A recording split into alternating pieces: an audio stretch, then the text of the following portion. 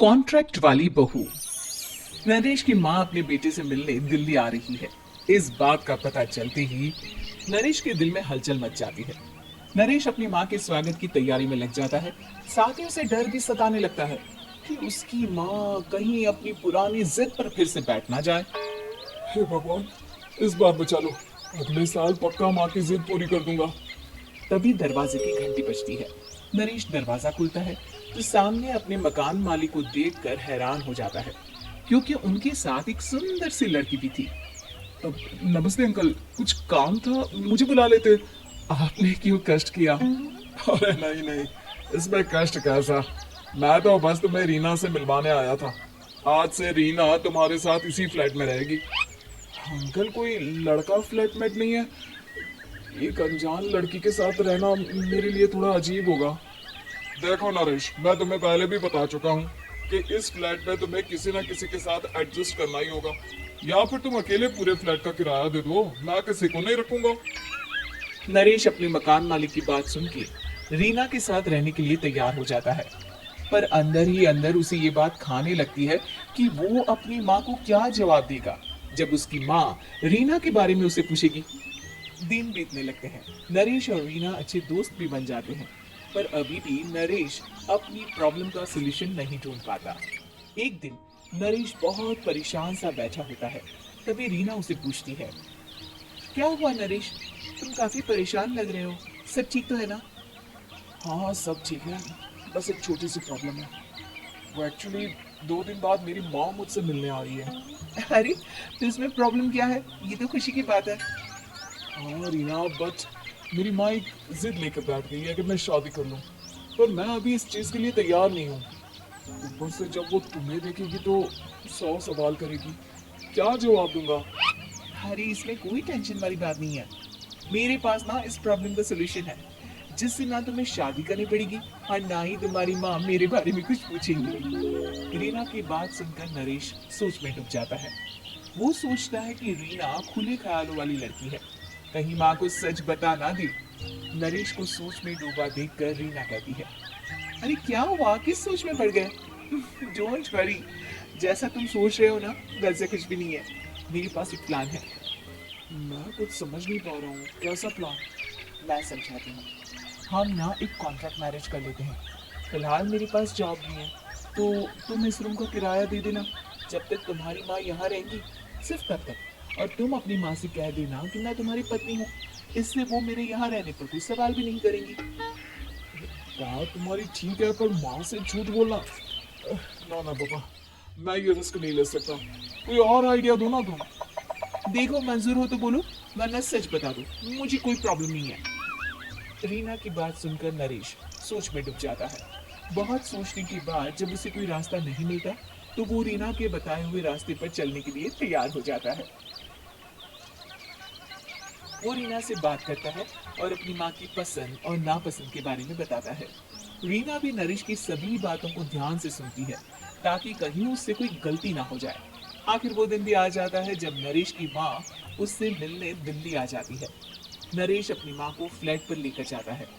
जैसे ही नरेश की माँ फ्लैट के अंदर जाती है, रीना उसके पैर छू लेती है। ये देखकर नरेश की माँ थोड़ी घबरा जाती है और नरेश से पूछती है, अरे बेटा नरेश, ये कौन है? माँ, ये आपकी बहू रीना है। माफी चाहता हूँ, सब कुछ इतनी जल्दी में हुआ कि आपको बता ही नहीं पाया, इसलिए सोचा कि क्यों ना आपको सरप्राइज दिया जाए। अरे बेटा, मैं तो बस तेरा घर बसा हुआ देखना चाहती थी। हाँ, बहुत अरमान थे अपनी इकलौती बेटी की शादी को लेकर, लेकिन कोई बात नहीं, शायद किस्मत को यही मंजूर होगा। ये कहते ही नरेश की माँ रीना को गले लगा लेती है। रीना बेटिया, मेरा बेटा ना थोड़ा नादान है, पर तुम काफी समझदार लगती हो, और मैं जानती हूँ कि तुम इसका बहुत अच्छे से ध्यान रखोगी। माँ, आप चिंता मत कीजिए, मैं सब संभालूंगी। नरेश की माँ अपने बहू और बेटे के साथ खुशी खुशी रहने लगती है। दिन बीतने लगते हैं। नरेश की माँ और रीना का रिश्ता बहुत मजबूत होता चला जाता है। वो दोनों सारा दिन एक साथ रहती और खूब बातें करती। इधर साथ रहते रहते नरेश और रीना भी एक दूसरे से प्यार करने लगते हैं। दोनों को इस बात का एहसास हो जाता है, फिर भी वो इस बात को छुपा कर ही रखते हैं।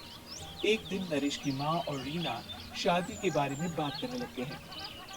रीना बिटिया, ये तो नरेश ने मुझे बिना बताए शादी कर ली, वरना मैं तो अपनी इकलौती बेटी की शादी इतनी धूमधाम से करती कि सारी दुनिया देखती रह जाती। अच्छा माँ, आप ऐसा भी क्या करती नरेश और मेरी शादी में जो दुनिया देखती रह जाती।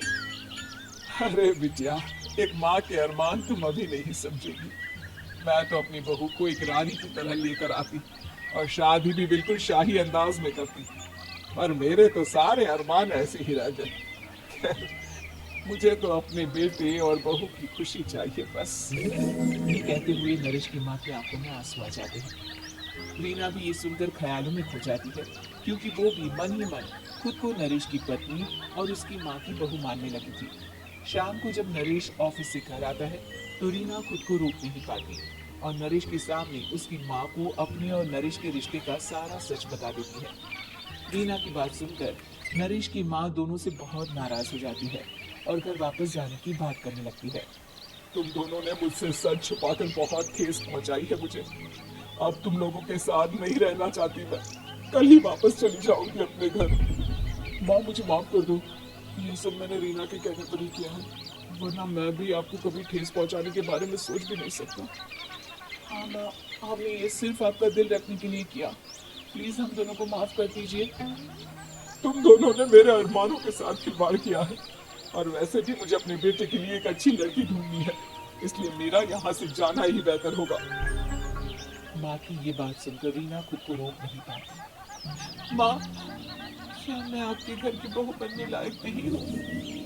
रीना की बात सुनकर नरेश हैरान रह जाता है। नरेश की माँ भी कुछ समझ नहीं पाती। मैं कुछ समझी नहीं, आखिर तुम कहना क्या चाहती हो? माँ, मैं नरेश से बहुत प्यार करती हूँ और साथ ही साथ मैं आपको भी अपनी माँ मान बैठी हूँ। आज जब आपकी बातें सुनी तो खुद को रोक नहीं पाई, इसलिए सारा सच आपको बता दिया। रीना की बात सुनकर नरेश की माँ की आंखों में आंसू आ जाते हैं और वो अपने बेटे नरेश और रीना को गले लगा लेती है। मेरे घर की बहू तो सिर्फ रीना बिटिया ही बनेगी। मैं आज ही तुम दोनों की शादी की तारीख निकलवा दूंगी, बस एक बार तुम्हारे घर वाले मान जाए। उसी दिन रीना के माता पिता भी उनके फ्लैट पर आ जाते हैं। दोनों परिवार आपस में बैठकर बातें करते हैं और शादी के लिए राजी हो जाते हैं। रीना भी कॉन्ट्रैक्ट फाड़ देती है और कहती है, सही मायने में मैं अब बहू बनूंगी। अब तक तो सिर्फ कॉन्ट्रैक्ट वाली बहू थी।